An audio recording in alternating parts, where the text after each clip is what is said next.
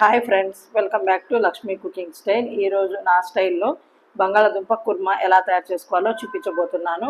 Taste అయితే చాలా చాలా బాగుంటుందండి. మీరు ఈ బంగాళదుంప కుర్మాని చేసుకుంటే ఈ దేంట్లోకైనా సరే తినొచ్చు. ఈ బంగాళదుంప కుర్మాని మనం చపాతీ, రైసు, అలాగే బిర్యానీ, వెజ్ బిర్యానీ దేంట్లోకైనా సరే తీసుకుంటే టేస్ట్ అనేది చాలా చాలా బాగుంటుంది. ఒక్కసారి ఈ ప్రాసెస్లో మీరు కూడా ట్రై చేయండి. ముందుగా నేను ఇక్కడ ఈ కుర్మా కోసం ఒక కళాయి తీసుకొని ఒక 2 టేబుల్ స్పూన్ వరకు ఆయిల్ వేసుకున్నాను. ఆయిల్ కొంచెం వేడెక్కిన తర్వాత ఇందులో ఒక చిన్న దాల్చిన చెక్క, ఒక 2 లవంగాలు, ఒక యాలక్కాయ వేసుకోవాలి. అవి కొంచెం వేగిన తర్వాత ఇందులో ఒక 4 పచ్చిమిర్చిని చీలికలుగా కట్ చేసుకొని వేసుకోవాలి. పచ్చిమిర్చి కొంచెం వేగిన తర్వాత ఒక మీడియం సైజు ఆనియన్ని చిన్న చిన్న ముక్కలుగా కట్ చేసుకొని వేసుకోవాలి. ఆనియన్ అనేది కొంచెం మెత్తబడిన తర్వాత ఇందులో మనం ఫ్రెష్గా దంచి పెట్టుకున్న అల్లం వెల్లుల్లిపాయ పేస్ట్ని 1 టేబుల్ స్పూన్ వరకు వేసుకోవాలి.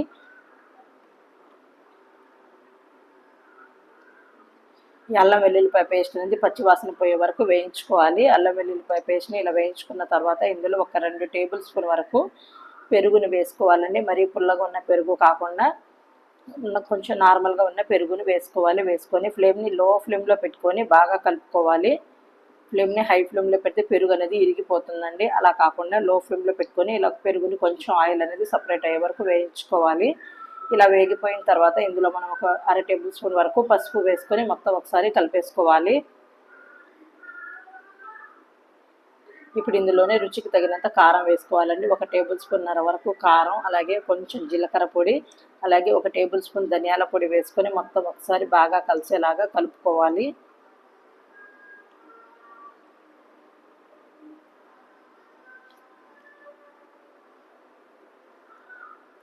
ఇలా కలుపుకున్న తర్వాత ఒక 2 నిమిషాలు ఉడికించుకుంటే ఆయిల్ అనేది గ్రేవీ నుంచి పైకి సపరేట్ అవుతూ ఉంటుందండి. ఈ టైంలో మనం ముందుగానే నేను ఉడికించి పెట్టుకున్న బంగాళాదుంప ముక్కలను కూడా వేసుకొని మొత్తం ఒకసారి బాగా కలిసేలాగా కలుపుకోవాలి.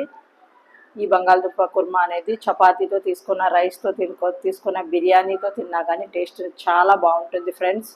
ఒక్కసారి నేను చేసినట్టు మీరు కూడా ట్రై చేయండి. అలాగే మీరు ఎలా తయారు చేసుకుంటారో కామెంట్లో తెలియజేయండి. ఇలా కలుపుకున్న తర్వాత కొంచెం గ్రేవీకి తగినంత వాటర్ వేసుకోవాలండి. ఒక చిన్న టీ గ్లాస్ లేదా 1 గ్లాస్ వరకు మీ గ్రేవీకి తగినంత వాటర్ వేసుకోవాలి. అలాగే రుచికి తగినంత సాల్ట్ అనేది ఇక్కడే వేసుకోవాలి. వేసుకొని మొత్తం ఒకసారి బాగా కలిసేలాగా కలుపుకోవాలి.